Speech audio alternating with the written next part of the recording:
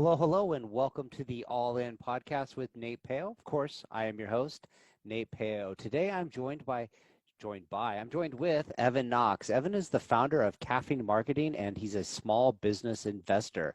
Caffeine Marketing provides marketable, totally messed that one up. Caffeine Marketing makes profitable marketing easy for small companies. Welcome to the show, Evan. How are you doing? Hey, what's up, Nate? I'm doing great. I appreciate you having me on. Cool. So you have a pretty short bio, so that makes it easy to kind of start getting into your story right off the bat. A lot of times the story's given in the intro, but talk a little bit about, what is caffeine marketing? Yeah, well, you saying that makes me think that I've gotta add something really interesting on there. Like climb Mount Everest or done something absolutely You're the wild. first person that hasn't climbed Mount Everest that's been on this show. So yeah, it's kind of a weird thing. Usually everybody's up to like amazing things. You got Yeah, to yeah. step it up a notch. I'll work on that. So yeah, I run Caffeine Marketing. It's a small agency here in Atlanta, Georgia, and we make marketing profitable, like you mentioned, for small companies that are doing, less than $25 million or so in annual revenue. That might look like websites, advertising. Really, it's designing a strategy from the ground up so that their marketing is actually profitable and they have a predictable way to grow and scale the company. Yeah, marketing is one of those things like when you're starting a business, it's a big expense that you don't Totally. know what you're going to get out of it and get a return. And you can spend a lot of money very quickly on the wrong things. There's a saying like 50% of only 50% is what you spend on marketing works. The problem is you don't know which 50% it is. So you spend all this money and you may or may not get the results. So if you're a new business, a small business, you're just starting up, you probably don't have a lot of cash available to do Mm. marketing. And a lot of people try to, and myself included, try to figure it out yourself to save some money, and get frustrated when you don't see the results. And you end up probably dumping a bunch of time and money that you might have spent more effectively of using a specialist than Mhm. trying to figure it out and do it yourself. But why did you start caffeine marketing? And is there like a significance in the name, the caffeine marketing? Well, I started caffeine marketing because I saw business owners like my dad and my granddad struggle to grow their company. And they kind of do what I picture you're describing is they throw stuff on the wall. Like they just keep trying things and hoping something's going to stick. But unfortunately, they finally found something that stuck and were able to grow their company to a couple $1 million or whatever that is, but they don't know how to hit the next level. And they don't even know what the formula was that got them to where they're at. They kind of got lucky a little bit, maybe some skill involved, but they don't have a predictable way to continue to scale and grow because they don't know what a marketing strategy should be for their company. So my dad is no longer with us, and my grandfather's retired. But about 4 years ago, I thought, you know what, was doing marketing at a nonprofit, and I thought, man, I could really help entrepreneurs like them. And honestly, just as a way to kind of connect with my dad, even though he wasn't here anymore, I started caffeine marketing. Now, caffeine marketing, really, I've been drinking coffee and thinking about what to call caffeine for a long time. So I thought, man, entrepreneurs really do run on caffeine. So that's why I decided to call it caffeine marketing. Yeah, cool name, and it did make sense that it like, hey, we're out there being entrepreneurs. We're doing a lot of caffeine to keep our juices going, keep our energy up. But Yeah. you know, I want to ask about this marketing strategy, right? Because clearly, if you're a small business owner, right, I'm going to talk to you, and I might talk to a few other people, and I might know my cousin's sister's boyfriend might have done an internship in junior high with in marketing, and he knows a little bit Yeah. about social media, right? So like I might hire him instead. So like you probably get a lot of those questions of like, hey, why, what do you do with your strategy, or how do you talk to potential business owners about why your strategy is the one that they should go with versus maybe just picking up somebody that they know or somebody else's strategy, or the god awful one where we just use a friend or a family member that may or may not have the right experience to do it. Well, it's interesting that you say that because the approach that I see most business owners when they come to us, they're almost looking for somebody that has like a menu of services because They're in this place where they've heard somewhere, they've read somewhere that, oh, I need to be doing Facebook ads, or oh, I need to do LinkedIn advertising or build a sales funnel. And that may or may not be true for their particular business. And so often they'll come to us and they'll say, hey, do you guys do XYZ? Well, in reality, what they need is they need an advisor, someone that can help them from A to Z to make sure that their website has optimized for conversions, that there's some sort of transitional call to action for people who don't want to immediately work with them. There's a sales funnel to follow up. So it's not so much of a, we're so different in that we offer Google ads versus Facebook ad, whatever that may be. We're really the differentiator in being a guide to help make marketing profitable for them. Because really the paradigm shift is, oh, you think that you need XYZ service. Really, you don't need a service. You need like a fractional CMO that can help you scale and grow your company. Because in reality, it's like a secret sauce for each business. It's a little bit unique. It's a similar framework, but it's the combination of ads, sales funnel, emails, all that is going to be different. So we come in and design that strategy for them from the get-go. And then, from there, we obviously think we're really good at the advertising as well. Yeah. And I think people mix up advertising and marketing, right? You just think like a marketing agency is you're going to make some really nice graphics and some cool copy and you're going to get us leads, but that's advertising, right? And advertising is different than marketing. Marketing is, the way I look at marketing is you have some sort of ratios, right? Of so many conversations lead to so many, quotes, and so many quotes turn into so many sales, right? And whatever business you're in, there's a funnel, I guess you call it, of how you get to a sale, right? And that is a number, and those analytics tell you, like, if you have 100 conversations, you'll get 10 quotes, you'll probably close one sale. Just real quick numbers. So if you know that math, then marketing is a way of expanding that math and driving more people through this thing, so you trigger the more conversations to quotes to sales as possible, but trying to get a lot of proven calls to action done organically and make them, I guess, scale up to the next level by putting dollars behind it. And that's one thing that I've been doing is creating some strategies around a course I launched. And you start looking at it and you go, man, there's like, I wanted to do like Facebook ads. I was like, okay, I just need somebody to show me how to like write some copy and run an ad. And then you find out like, oh no, it doesn't work that way. Like you gotta create content and you gotta have organic traffic. And if you don't have organic traffic, your calls to action won't work. And you gotta find value that people are looking at. So when you start looking to hire somebody that's in marketing, right, you're thinking like, hey, I'm just gonna hire you. You're just gonna go do it for me, right? But probably 9 times out of 10, you're going to come back and say, hey, we're going to do some of this for you. But like, there's things, if you're going to be the face of your business, you actually have to do yourself. You're this business. We're not just going to do it for you. We're going to tell you what you need to do. We're going to make it pretty for you. We're going to put it in these places for you. But the meat and potatoes of it's still on the business owner.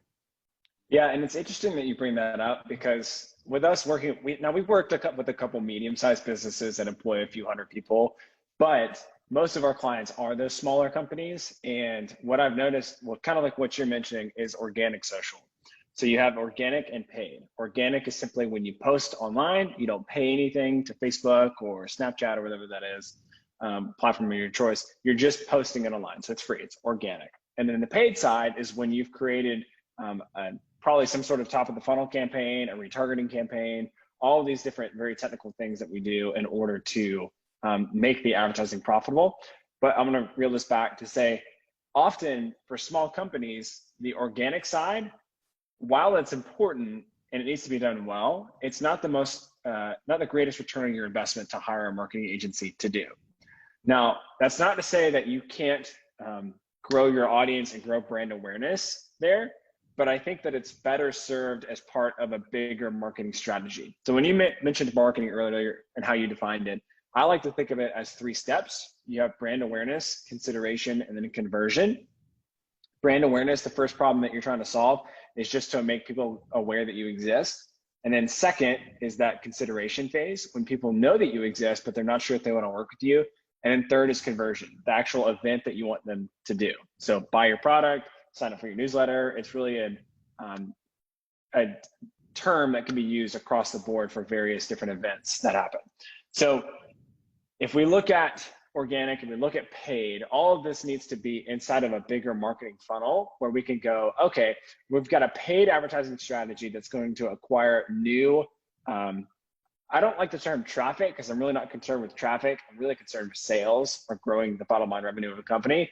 But yes, it's going to grow awareness of the company through these top of the funnel ads. So we're going to target people who have never heard of the company, and we're going to optimize for conversions, whether that's an add to a cart, if that's a sign up to book an appointment for a lead, whatever that is. And then for the people who don't immediately book a call or don't immediately buy the product, we've got emails, we've got the organic social media where we're just posting there. That's continually putting the brand in front of the potential customer or client so that when it comes time to buy, that person's top of mind. And then lastly, it's just about making it as easy as possible for them to work with you. But like you mentioned, some stuff is often better, the organic side, if the in-house team can do it. You know, like that's the time where I don't think that you need to overthink social media. Like, does it matter? Yes, it does. Should it look great? Absolutely. But do you need to post every single day? Is the difference between posting every day and every other day going to make or break your business? It's probably not. Yeah, I always think it's funny. Everybody's like, yeah, you got to post at 9 o'clock on Tuesdays. And it's like, you know, I don't think that matters because, you know, in the long run, like that's this 15-minute window that you're just trying to, like, I guess, chase to get immediate traffic or immediate views to your post, and you're trying to grow your post, but you're not really trying to grow your business. And your business, that content exists forever. And so, you know, if you're a business, a lot of times what you do is like when you talk about knowing a business exists, right? And so like a small business comes out and you say, hey, I have the need for, say, you know, Joe's lawn mowing service, right? And you say, okay, well, I want to know if they're any good. And you go and you find out they got an Instagram page. And like, you don't just go on their first post and like it. Like, you kind of scroll through it, see what they have going on. You go to their Yelp reviews, you go to other places. So that content exists, right? And I think people can spot when it's canned, fake, not really them type posts. It just doesn't sound right. And so a lot of times when we make our own posts, we get in our heads about like, hey, this sounds kind of stupid, or it's not as good a quality, but it's reflecting who we are as an individual. And when you're a small business owner, you're, even if you have a brand, you're still the reputation. You, the person, still are a part of it, and how you speak and act influences the people you do business with, just as it influences the people that, you know, enjoy your company as a friend. Like, they like you for who you are and what the things you say and do. So it's okay to post things that you don't think are worded correctly or the right message, because it's giving you an insight to who you are as a person. So I think you're right on the money with, like, you should be doing your own social, but you should be using the experts to do the power More behind technical it. advertising. Yes, Yeah. absolutely. So I want to ask you, what is the easiest way to grow someone's company? First, I think you have to audit. Let's just make it I'm just going to make up a 3-step process to make this super easy. First, you have to audit. You have to understand what you're doing and what you're not doing, what's happening naturally, or what are you paying to do. And once you understand where your biggest need is, most likely people are aware that you exist. I'd say changing your messaging to make your customer the hero of the story and not the business is probably one of the easiest ways. And then past that, it's probably optimizing your website. A lot of people's websites these days are just awful. So you could spend, you know, a couple $1,000s on ads, but the minute somebody goes onto your website, it completely undermines your authority. Because let's say that let's go with the lawn care. You mentioned the lawnmower. Let's go with lawn care. If you've got a high-end design landscaping company and they go on your website and you're known for having great design and landscaping, I understand that you may not be a web developer, but they're going to expect a similar level of design quality when it comes to your website. So, you know, you're like this lawn care business, you've got an awful website. It's probably costing you a lot in sales. And even 1%, if you went from 1% conversion rate, so somebody booking a call as a lead, to 2%, it would be very easy to double your company that way, just by increasing your conversion rate to 2%. So messaging / website, because that's kind of where most of your messaging is displayed. Yeah, and I think a lot of people are getting wrong with their websites. Like you talked about this like landscape one, and you go on there and it's like overwhelming with like these pictures and these beautiful things, but like you don't know what they do or how they do it or like their thought process. And I think people forget that it's not just, showing a scrolling window of whatever products you are doing and hope like everybody can figure it out, but you have to explain in the copy. And I like that you brought up the part about making the customer the hero, because that's something I've been doing a lot of research on is the hero's journey, the storytelling, and making a compelling, you know, experience when you're doing business with someone. As part of it is telling the story, and I think people get that wrong a lot of times. They want to tell the story of what they went through and their Yeah. story of adversity and what they're all about, and it's like the customer, it's interesting, but they care about themselves first, right? So you got to make Yes. them feel like, hey, this is what you're struggling with. This is the crap you're going through. This is the path to enlightenment. And I'm your guide. And I'm going to show you how to go from where you are to where you want to go. And when you're done, you're going to be, happily ever after. And that's an important part of this, the concept to get behind marketing too. Yeah, it's almost like there's two myths. I think, and maybe a business owner or a executive might not articulate this, but I think subconsciously they believe, okay, I have to say everything. And so they tell everything about their business on their website, when in reality, people are looking for a solution to a problem. And if you could just clearly articulate that on your website, people are going to want to work with you because you don't require a lot of calories to process what it is you do and how you make their life better.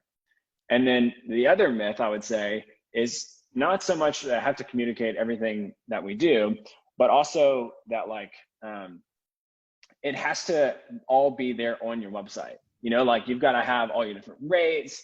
You've got to have everybody on your team. I don't think anybody cares. I think really it's just about solving that problem, like you mentioned, ultimately painting a picture of success and helping them avoid failure, which I really love the story brand messaging framework. I'm a story brand certified guide, which means I get to use that framework for our clients' marketing. And it's probably one of the simplest, easiest to use messaging frameworks so that your business is not the hero of the story, really. Mm-hmm. Because Yeah. people think, oh, I just gotta go tell people about, how awesome we are. And if I tell people how awesome we are, then they'll want to work with us. When in reality, they're not thinking that way. They're gonna think, hey, this is another hero in the story, and I don't really need another hero. Yeah, yeah, I get a lot of those messages all the time. They're like, "Hey, our company's so awesome. We do all this stuff. We're going to save you a ton of money." And I'm like, "Yeah, you're just like everybody else, and you don't even know that that's if that's my problem or not. Like that's just a Yeah, solution to a problem that may or may not exist."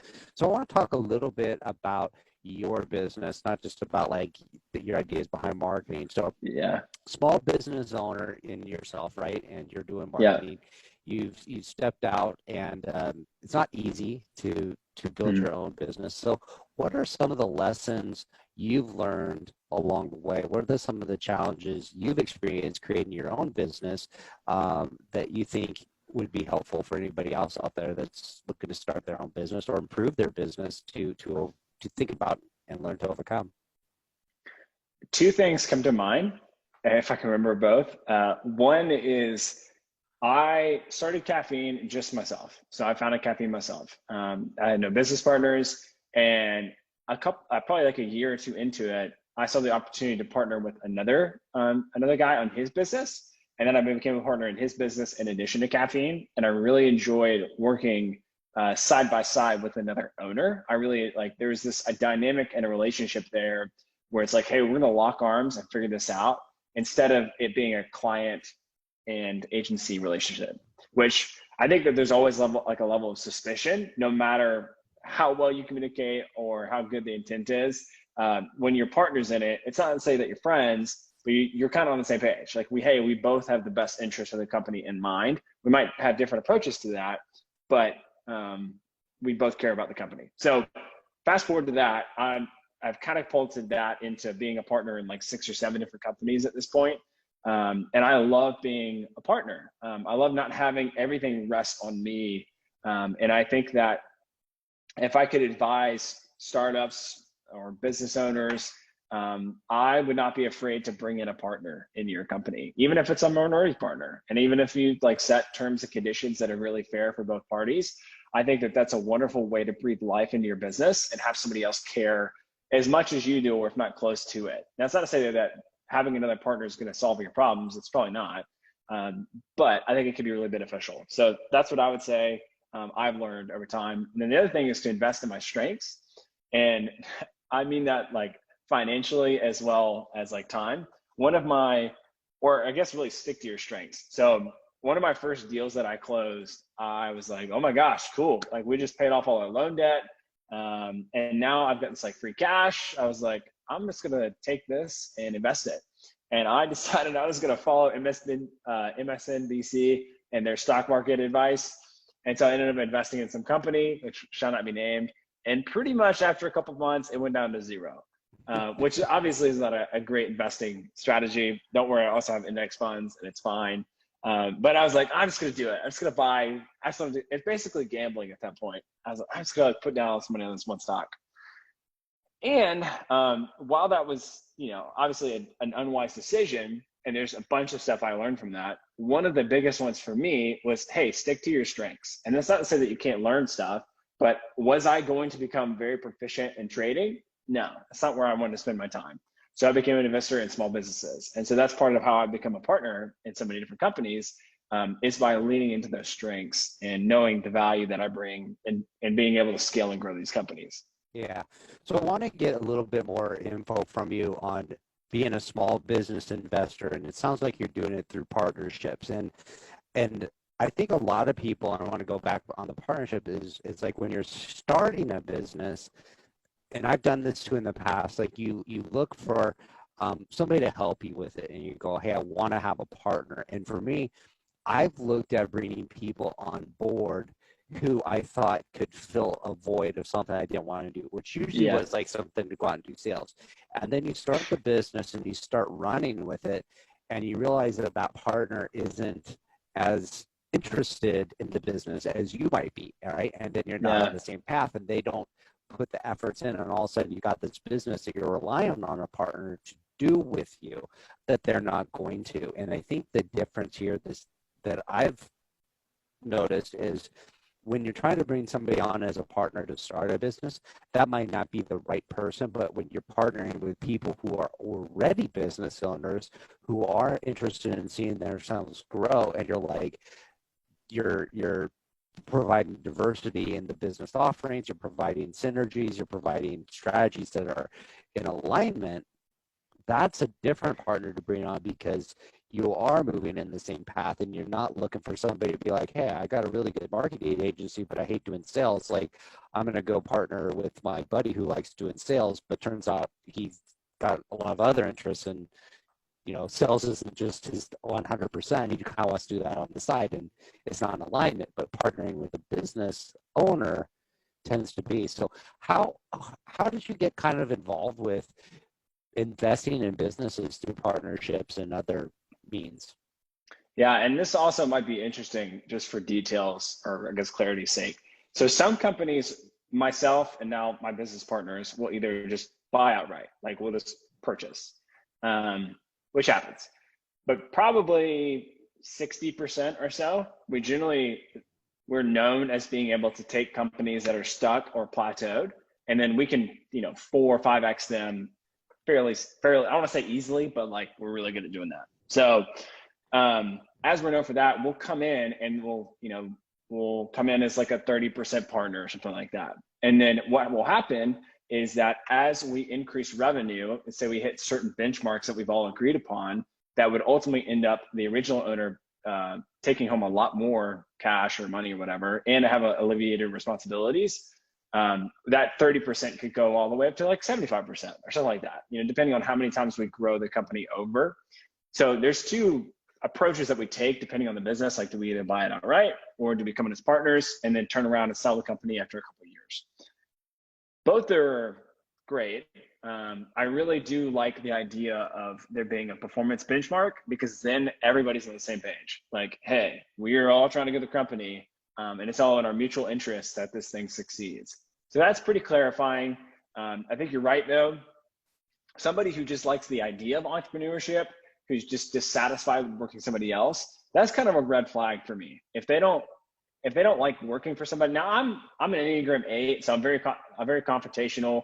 I'm hard to leave the times that I've worked for other people, but I'm not unkind, and I like to think that I'm a healthy version of that. And so I don't not want to work for people, if that makes sense. Like, is it hard? Is it tension? Absolutely. But am I running away from working for people?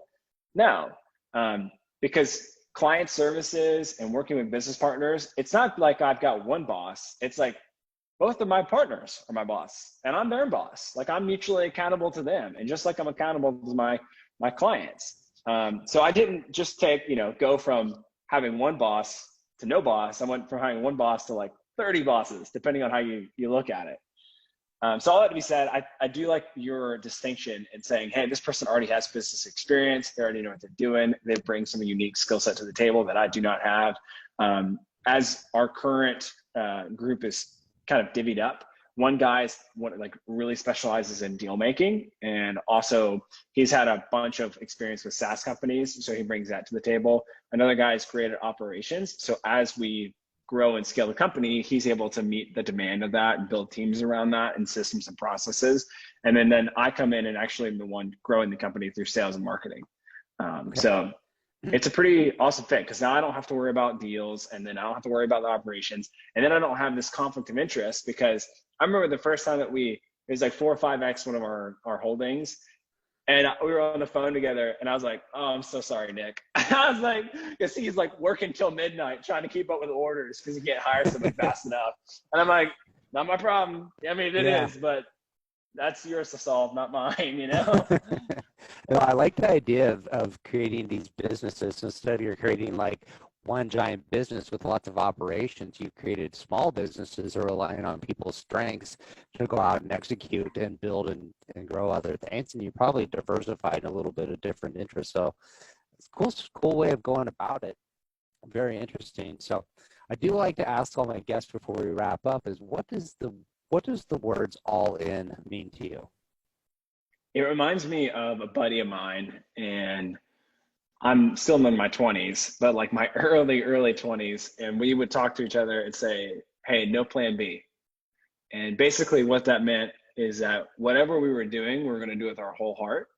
And for me, my faith is really important to me, and same with my friend. It's actually my best man at my wedding. And for us, that looked like, hey, whatever we feel like we want to do, or we feel like God might be leading us in that direction, we're going to go all in. And honestly, life is so short. We're not going to have a plan B, because if this doesn't work out, we know that in some way, shape, or form, God's going to work it out for his glory and our good. So all in, to me, I immediately think no plan B. Like, we're going all in, whatever season we're in. Very cool. I like that answer. I like the idea of like, hey, if this doesn't work out, it's not that there's no plan B, a backup plan. It's that it's not necessarily the end of the road, right? It's just another path in your journey, and something will be provided for you that, you'll be able to move into next. And it's like, so it's like, why be worried? We're doing this path, and God's going to provide at the end of the day anyway. So this may not end up where we think it's going to go, but it's going to go somewhere. So let's just write it out. So cool stuff. So who are these ideal people you want to work with? And maybe we break it into two people, the types of business you look to invest in and the types of businesses you look to market with. So the investing ones is typically a business owner who has struggled to grow their company. They plateaued, maybe they're at a couple million a year, 2, 3, whatever that may be, but they really cannot get it past that. They're not sure how to, or honestly, we've got some that are really successful and they just don't have anybody to trust to take over operations. And they know that if they back out, the whole thing will crumble. So we're really good at coming in and making sure that everything is systemized and can scale, and then we can, like I mentioned, grow the company from there. So if you're a business owner out there who's looking to have their company continue to grow, but doesn't think that they have capacity, either time or skill set wise, we would be happy to help. It's just tactos.co is the website. So TACTOS.co. And then caffeine marketing, really it's any small company, like I mentioned, doing less than $25 million a year. And you have an idea, similar scenario, you want to grow, you've had some success up to this point, but you don't have a systematic way to continue to scale and grow your company. And Tactos will take over operations for you. Caffeine marketing we're just going to do your marketing for you. And then you're going to have to be the one who keeps up with all the operations when we forex your company for you there too. The good problem to have, right? Too much work. Yeah, well, it's funny because my first business partner, his name's Daniel. We run a fly fishing guide business. I guess he really operates it, and I don't, but here in the Atlanta area. And so it's called Bowman Fly Fishing. And I'm not kidding you. He sent me a text. This is like last year. And he sent me a text, and it was on the 5th of August. And he goes, "Hey, man, we've already 5x'd what we did the entire month last year as far as like revenue goes. And we've had to hire a bunch of guides from then on. And then we've got a call later today about hiring an assistant for him." And I just don't think that he wants, like, it's not to say that he doesn't want to grow it past that, but like, it's a lot right now, which is a good problem to have, you know what I mean? Yeah. So Yeah, it definitely is. Cool stuff. So just one more time, if somebody wants to get connected with you, where should they go to find you? Caffeine, so CAFFEINE.marketing, no .com, just caffeine.marketing, or even evanknox.com. Either one of those is great and would love to connect, or if there's any questions, whatever. I also have a sales guide. So we've talked about building a marketing funnel and a sales guide that will systematically grow your company. I've got a free guide that's like a Lego kit, basically. It's a checklist that will teach people how to grow their company systematically, and it's super easy. It's just on both homepages of my website.